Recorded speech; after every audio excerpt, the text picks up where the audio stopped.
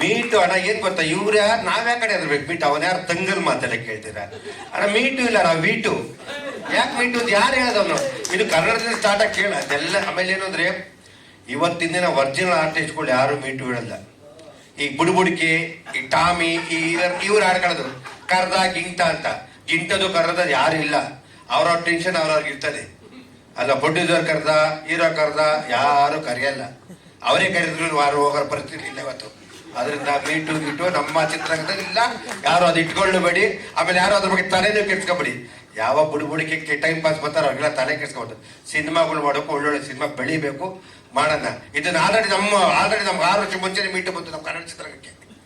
ನನ್ನ ಅಯ್ಯೋ ಬೇರೆ ಬೇಡ, ನನ್ನೊಂದೇ ಅಟ್ಯಾಕ್ ಮಾಡೋದು ತುಂಬಾ ಪತ್ರ ಕೊಡ್ತು. ಮಂಜೂರ್ ಕ್ಯಾಚ್ ಮಾಡಿ ನಾನು ಹೇಳಿದೆ I am not me too, I am we too ಅಂದೆ.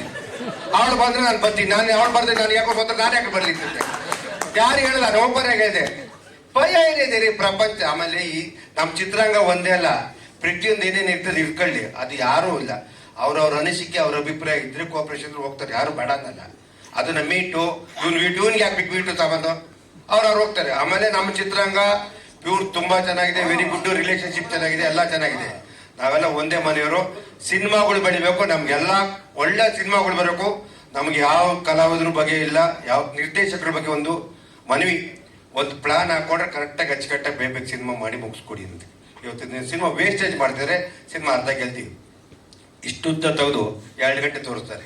ಇದು ಪ್ಲಾನಿಂಗ್ ಇರಲ್ಲ. ಸುಮ್ಮನೆ ಕಲಾವಿದ್ರನ್ನ ಕರ್ತಾರೆ, ಕುಂಡ್ರಿಸ್ತಾರೆ. ಪ್ಲಾನಿಂಗ್ ಅನ್ನೋದು ಮುಖ್ಯ. ಪ್ಲಾನಿಂಗ್ ಅನ್ನೋದೇನ ಸಿನಿಮಾ ಬಂದ್ರೆ ಒಳ್ಳೇದಾವೆ. ಅವತ್ತಿನ ಕಾಲದಲ್ಲಿ 12 ದಿನ, 13 ದಿನ, 14 ದಿನಕ್ಕೆ ಸಿನಿಮಾ ಮಾಡ್ತಾರೆ. ಯಾಕಾಗ್ತಿತ್ತು? ಎಲ್ಲ ಹಿಟ್ಟು. ಇವತ್ತು 105 ದಿನ, 200 ದಿನ.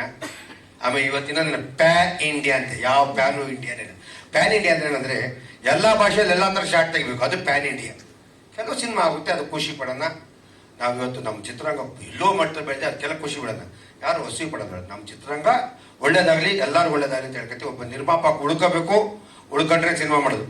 ಆಮೇಲೆ ನಿಮ್ಮ ಸ್ನೇಹಿತರ ನಿರ್ಮಾಪಕ ಇದಾರಲ್ಲ, ಗಂಗಾಧರ್ ಭಟ್ಗೆ ಹೇಳ್ಬಿಟ್ಟು ದಯವಿಟ್ಟು ನಾಳೆ ಪ್ರಜ್ವಲ್ಗೆ ಹೇಳ್ಬಿಟ್ಟು ಅಡ್ವಾನ್ಸ್ ಕೊಟ್ಬಿಟ್ಟು ಸಿನಿಮಾ ನೆಕ್ಸ್ಟ್ ಮಾಡಿ ಬಜ್ಜು ಮಾಡ್ತೇವೆ.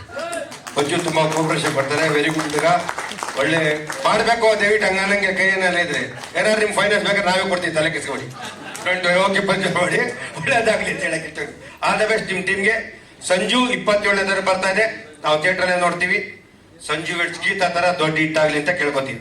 ತಲೆ ಕೆಡ್ಸ್ಕೊಬಿಡಪ್ಪ ನೀನು, ಏನು ಯೋಚನೆ ಮಾಡು ಜೀವನದಲ್ಲಿ. ನಿನ್ ಕೈಲಿ ಏನ್ ಬರ್ದ ಭಗವಂತ ಅದೇ ಆಗುತ್ತೆ. ತಲೆ ನಾವ್ ಯಾವ ಆಟೋ ರಿಕ್ಷಾ ಡ್ರೈವರ್ ಇವತ್ತು ಇಲ್ಲಿ ಬರ್ತೀವಿ ಅಂತ ಹೇಳ್ತಿದ್ವಾ? 50 ಸಿನಿಮಾ ಮಾಡ್ತೀನಿ ಅಂತ ಹೇಳ್ತಿದ್ನ? ಊಹೆ ಮಾಡೋಕ್ಕಾಗಲ್ಲ. ಆಮೇಲೆ ನನ್ನನ್ನ ತುಂಬಾ ಮೀಟು ಟ್ರೈ ಮಾಡಿದ್ರು, ಯಾವ ಮೀಟು ಇಲ್ಲ, ನಾನು ಮೀಟುನೇ. ಅದಕ್ಕೆ ಯೋಚನೆ ಮಾಡ. ಸಿನಿಮಾದಲ್ಲಿ ನಮ್ಮ ಚಿತ್ರರಂಗದಲ್ಲಿ ದಯವಿಟ್ಟು ನಮ್ಮ ಮಾಧ್ಯಮ ಮಿತ್ರರು ಹೇಳ್ತೀನಿ, ದಯವಿಟ್ಟು ಈ ತರ ಬಂದಾಗ ನೀವು ಅವ್ರಿಗೆ ತಲೆ ಮೇಲೆ ಹೊಡೆದು ಒಂದಷ್ಟು ನೀವೇ ಬುದ್ಧಿ ಕಳ್ಸ್ಬಿಡಿ. ನಮ್ ಗಂಟ ಕರ್ಬೇಡಿ.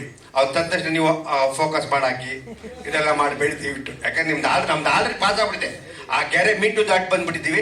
ತಿರ್ಗಾ ನಮ್ಮನ್ನ ಅಲ್ಲಿ ವಾಪಸ್ ಕರ್ಕೊಂಡು ಹೋಗ್ಬಿಡಿ. Thank you.